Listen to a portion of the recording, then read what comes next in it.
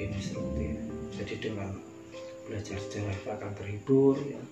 Dengan belajar sejarah akan mendapat inspirasi, dan belajar sejarah bisa mendapatkan wawasan yang sangat luas yang bisa dijadikan kebijakan atau pengambilan keputusan di masa yang akan datang.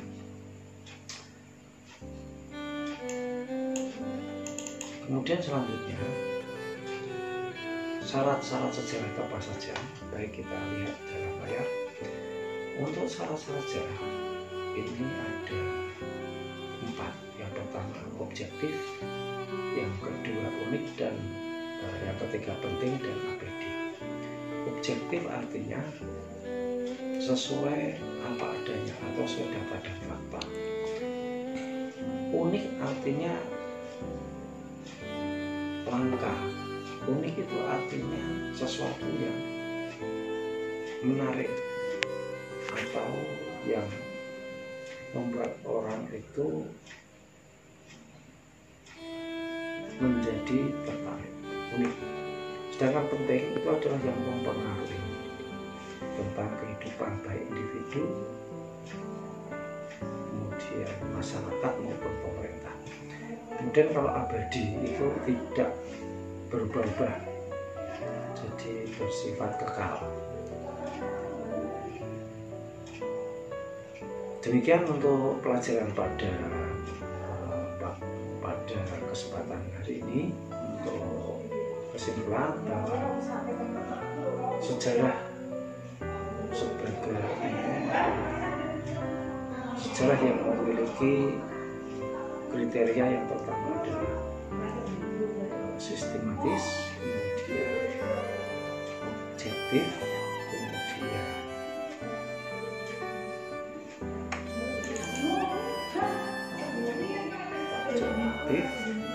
unik, penting, dan abadi.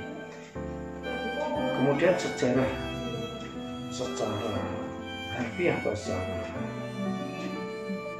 luas bisa diartikan bahwa sejarah adalah kumpulan dari peristiwa-peristiwa yang unik, yang penting, yang objektif dan abadi, yang disusun berdasarkan data dan fakta.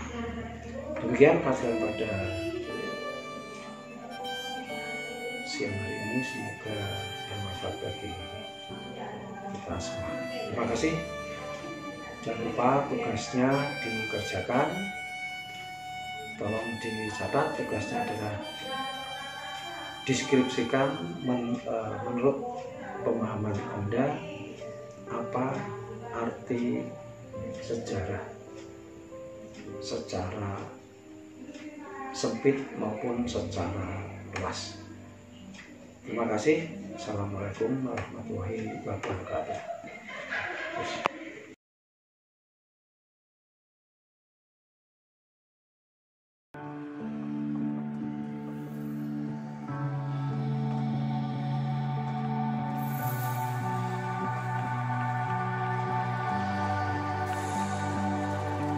I told you I would come back home. I know you hate to be alone.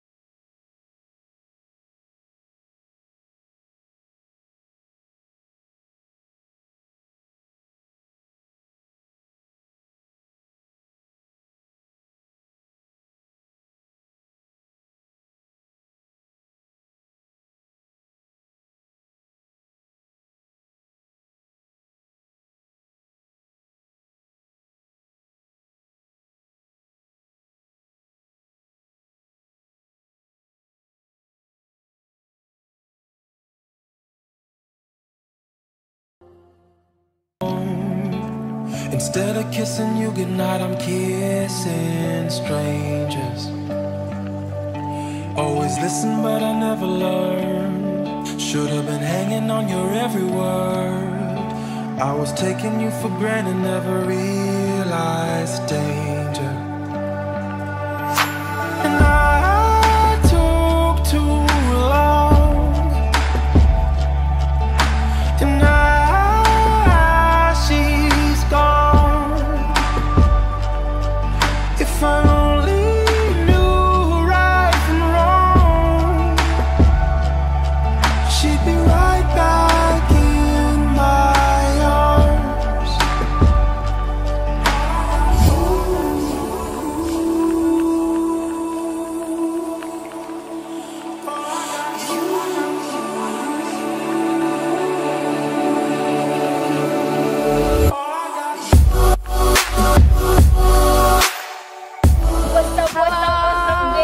Sore ini kita ke Borobudur.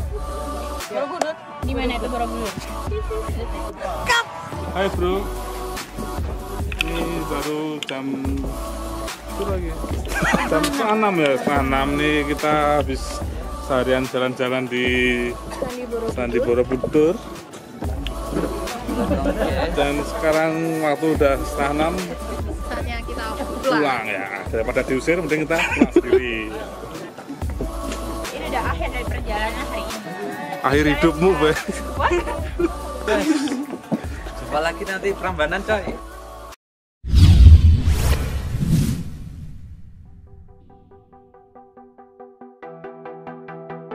Yo guys, Indonesia merupakan negara maritim terbesar di dunia. Gugusan kepulauan kita terletak di antara dua benua dan dua samudra, antara benua Asia di utara dan Australia di selatan, antara Samudra Hindia di barat dan Samudra Pasifik di belahan timur. Sebagai negara kepulauan, negara kita memiliki banyak sekali pulau nih guys. Menurut Badan Pusat Statistik atau BPS, pada tahun 2018, Indonesia memiliki 16.056 pulau. Wow. Banyak sekali kan guys? Nah, kalian pernah bertanya-tanya nggak sih bagaimana kepulauan kita ini bisa terbentuk? Sejarah kepulauan Indonesia terbentuk melalui proses yang panjang guys. Pembentukan kepulauan Indonesia dapat dijelaskan dari salah satu proses geologis yang terjadi pada saat proses pembentukan alam, yaitu melalui proses endogen dan eksogen. Tenaga endogen adalah proses pembentukan alam yang bersumber dari aktivitas dinamik di dalam bumi. Aktivitas ini dapat menyebabkan adanya deformasi kerak bumi yang mengakibatkan adanya perubahan deformasi di daratan. Nah, gerak endogen ini dapat diketahui dari adanya suatu letusan gunung berapi dan gempa bumi ya. Nah, kalau tenaga eksogen yaitu proses pembentukan alam yang sumbernya dari luar permukaan bumi guys. Tenaga eksogen ini meliputi iklim, hujan, angin, dan perubahan temperatur batuan yang mengalami pelapukan atau mengalami proses geomorfologi. Pada masa Paleozoikum, keadaan geografis kepulauan Indonesia belum terbentuk seperti sekarang ini. Pada masa itu, wilayah kita masih merupakan bagian dari samudra yang sangat luas guys, meliputi hampir seluruh dunia. Ya, karena dahulu hanya ada satu superbenua saja. Pada fase berikutnya, yaitu pada masa akhir masa Mesozoikum, atau sekitar 65 juta tahun yang lalu, kegiatan tektonis menjadi sangat aktif menggerakkan lempeng-lempeng Indo-Australia, Eurasia, dan Pasifik. Inilah yang membentuk kepulauan kita guys. Sebagian wilayah kepulauan Indonesia merupakan titik temu di antara tiga lempeng, yaitu lempeng Indo-Australia di selatan, lempeng Eurasia di utara, dan lempeng Pasifik di timur. Setiap tahunnya, lempeng-lempeng tersebut bergerak dengan kecepatan 7 hingga 9 cm. Kalau dihitung dari 65 juta tahun yang lalu, berarti daratan-daratan tersebut sudah bergerak sekitar 4.000 hingga 6.000 km guys. Nah, pergerakan lempeng-lempeng inilah yang memberikan pengaruh besar terhadap terbentuknya kepulauan Indonesia hingga sekarang. Benua Eurasia mulai menjadi pulau-pulau yang terpisah satu dengan yang lainnya.